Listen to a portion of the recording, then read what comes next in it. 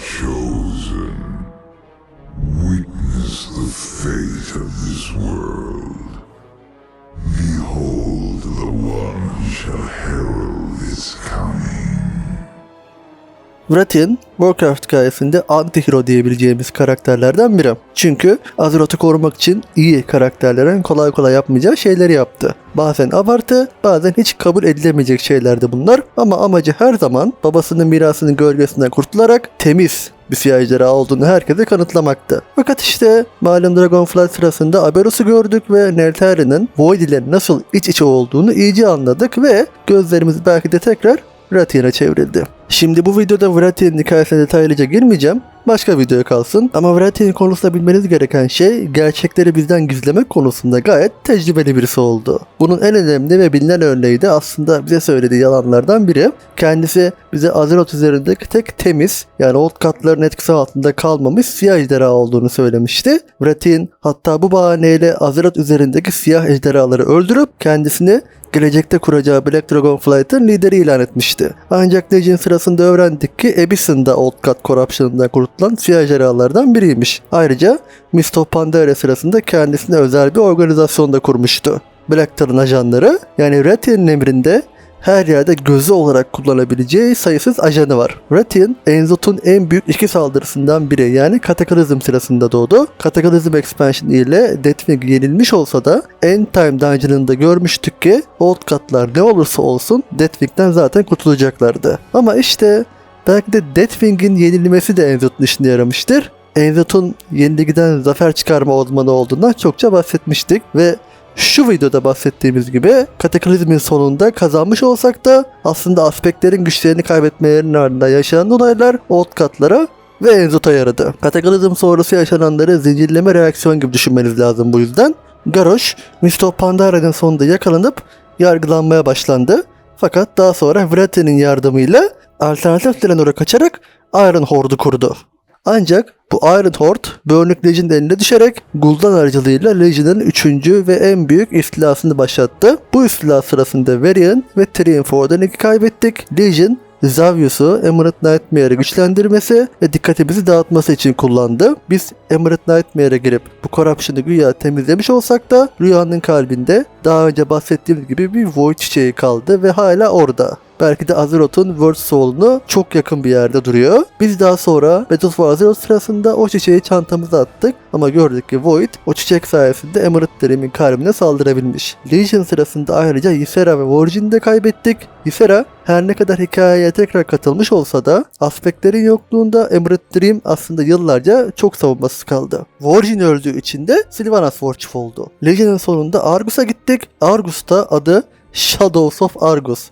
Argus'un gölgeleri olan bir patch sırasında gölge sonunda o çok istediği ölümlüyü Ayara Windrunner'ı kucakladı. Argus çıkarmasının sonunda ise Sargeras Azeroth'a o kılıcı sapladı ve Sylvanas'a Horde ile Alliance arasında savaş çıkarabilmesi için bahane yarattı. Daha da önemlisi evrende Void'in kontrolsüz şekilde ilerlemesini engelleyen Warcraft evreninin en güçlü ve en düzenli ordusu Burning Legion'ın tüm askeri gücünü kırdık. Liderlerini de Titanların yanında hapsettik. Hatta bu yüzden Azeroth'un en önemli koruyucularından Illidan Stormrage de bizden ayrıldı. Yani fiziksel olarak hala gönlümüzde ve orada olduğunu, geri döneceğini biliyoruz ama neticede yıllardır ortada yok. Ardından Battle for Azeroth geldi ki bunu çokça özellikle şu videolarda konuştuk. BFA tamamen Enzot ve Ashar'ın planları çerçevesinde kusursuz şekilde işleyen bir tuzaktan ibaretti. Her nasıl oluyorsa Pandaria sonunda ortadan kaybolan ancak aslında Garrosh'un serbest kalmasını sağlamasıyla başımıza tüm bu belaların gelmesine sebep olan Wrathion bir anda böyle büyümüş, serpilmiş şekilde Visions of N'Zoth patch ile ortaya çıkıverdi. Daha da önemlisi bir Old God uzmanı ama aslen Enzot uzmanı olarak ortaya çıktı. I suppose I deserved that. Oh, you deserve more than that. My father is dead because of you! And my father is dead because of the old gods. Our armies Will be useless. N'Zoth will strike here. He'll manipulate emotions.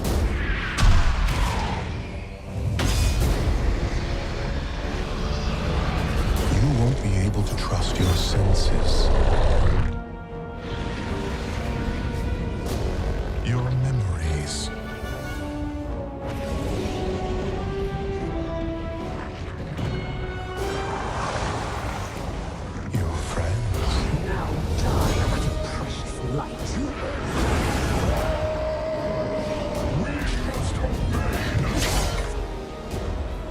After all, what is real?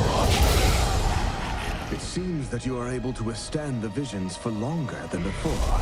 Each excursion prepares you for the horrors of Nyalotha.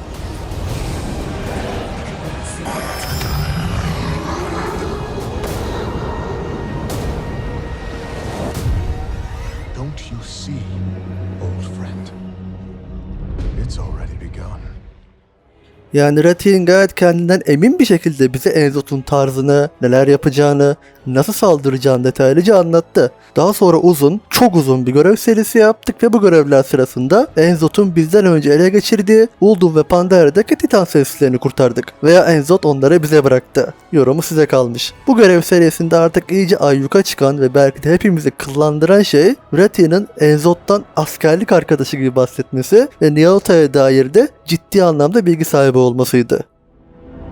In other words, we need to place these anchors close to N'Zoth himself, which means braving the very Anyone setting foot inside that accursed place would be driven to madness.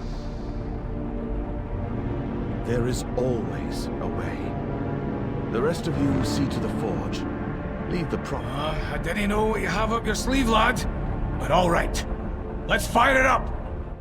Yani Rathian Nyalotha muhabbetini ona bırakmamızı isteyecek kadar özgüvenli ve bizi Enzot'un göllerinden birine isteyerek gönderiyor. Daha sonra o Legendary Cloak'umuzu alıyoruz ve Rathian diyor ki hadi seni yine o görülerden birine sokalım da pelerinini test edelim. Bu pelerinin yeterince güçlendiğinden emin olduktan sonra diyor ki biz en iyisi bu odayı Chamber of Heart'ı yani Enzot'un en çok ulaşmak istediği yeri Enzot'un oluşturduğu görülerden birine bağlayalım.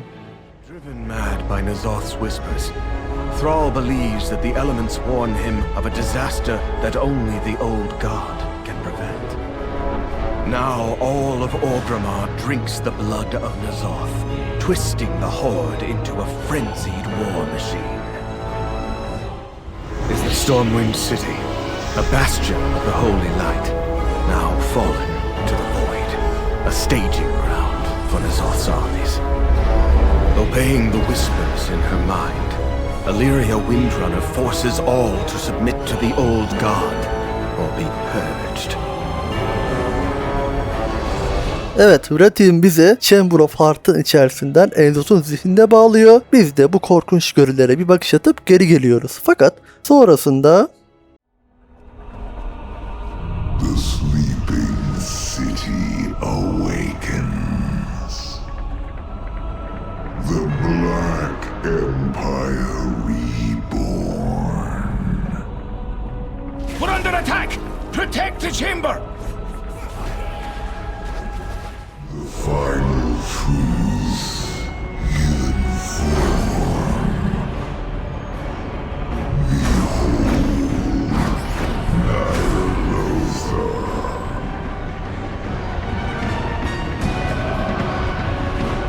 We're going to lose the chamber! There's no way to stop him! There's always a way. Save our world, champion, no matter the cost.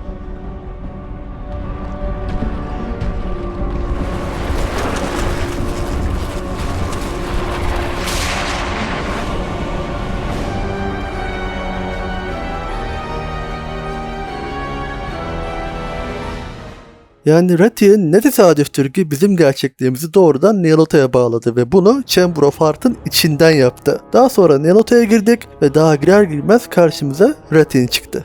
My dear friends, a wondrous honor has been bestowed upon you, the chance to embrace your destiny, as I have. N'Zoth has shown me the inevitable truth that to save Azeroth, we must accept his gift. Kneel and serve. It is the only way. Is doomed. You tread within a vision of what was,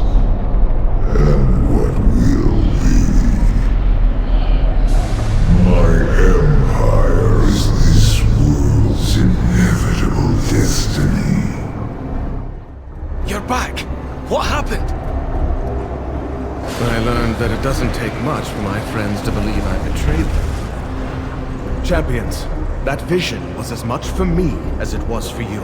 N'Zoth wants us to believe that my corruption is inevitable. Doubt me if you must, but know that I will not rest until his smoldering corpse lies at my feet. Yani burada Enzot'un bize gösterdiği Sanrı'da Vrathien'in taraf değiştirdiğini görüyoruz. Vrathian de tabii ki fırsattan istifade onu pataklamamıza biraz içerlemiş. Enzot'a göre bu görü gerçek olacak. Tabii buna inanıp inanmamak bize kalmış. Daha sonra size hep bahsettiğim Blade of the Black Empire detayı geliyor. For all his bluster, N'Zoth was ever the weakest of his kin. One vestige of their power yet remains that can be turned against him. I would have driven this blade into his foul heart myself, had you not disrupted my plans. No matter. Xal'atath is yours, mortals. Strike true. Should your first blow fail, you will not survive to attempt another. Now go and do what you will. I tire of intermediaries and heralds. The true throne of power beckons, and I intend to claim it.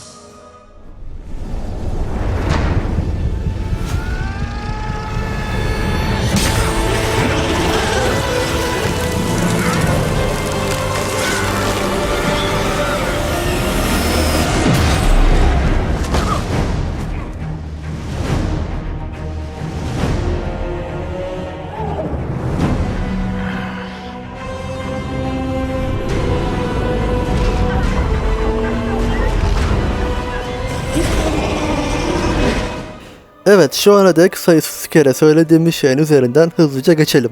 Aşağı bu bıçağı mutlaka Enzot'a saplayın dedi ve Vrathian dünden razı şekilde bıçağı sapladı ve gördük ki bıçak ortada yok. Hatta yüzüne bakarsanız bıçak kaybolduğu için belki de biraz memnun kaldığını görebilirsiniz. N'Zoth is luring us into the core of his mind. I dare not enter that foul place, lest I lose myself to his madness. Vrathian'cım, Enzot'un inine girersem kaybolurum diyorsun ama temiz olduğunu, Enzot'un etkisinde olmadığını hep söyleyen sen değil miydin? Neticede Enzot'u bu derece her şey ilmik ilmik planlayan Enzot'u Vrathian'ın kurduğu plan neticesinde yok ettik. Nalot'a kayıplara karıştı, mutlu son.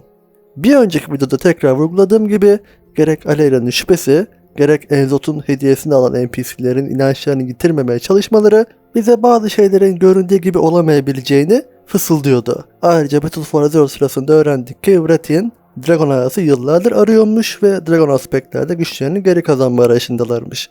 Battle for Azeroth'un hemen ardından Shadowlands gelince bizim odağımız tamamen başka bir tehdide kaydığı için tüm bunları unuttuk. Ancak sonra öğrendik ki artık Dragon Eyes'a geçme vakti gelmiş. Çünkü aspektler Kataklizm sırasında güçlerini kaybeden aspektler artık eve dönmeleri ve tekrar Azeroth'un koruyucusu olmaları gerektiğine karar verdiler. Dragonflight'ta neler yaşandığını ve Dragonflight hikayesinin aslında Cosmic Void'a yolu nasıl açtığını şu videolarda detaylıca konuşmuştuk. Ama tekrar özet geçersek kendimizi çağlar öncesindeki Black Empire'da bulduğumuz için Enzot bizi fark etti ve bu sayede hazırlanmak için eline çok uzun bir süre geçmiş oldu. Aberus'ta Cosmic Void'a açılan bir kapı açıldı. Iridikron, Ashara ve Xal'atath'ın planlarını gerçekleştirmek için yola koyuldu. Yeni bir World Tree doğdu ve aspektler güçlerini geri kazandılar. Ayrıca aspektlerin yemin taşları da Aberus'tan yaşanabilecek Void saldırısı sonrasında Dragon Eyes'ı Sunware'in olduğu Coel'Danas adasına bağlamak için kullanılabilir. Hatta şunu da düşünün, Nozdormu tekrar aspekt güçlerine kavuştuğu için Murazon'a dönüşecek olursa bu sefer Infinite Dragonflight'ın aspekti olacak. Yani aspektlerin güçlerini geri kazanmaları da Enzot'un işine yarayabilir.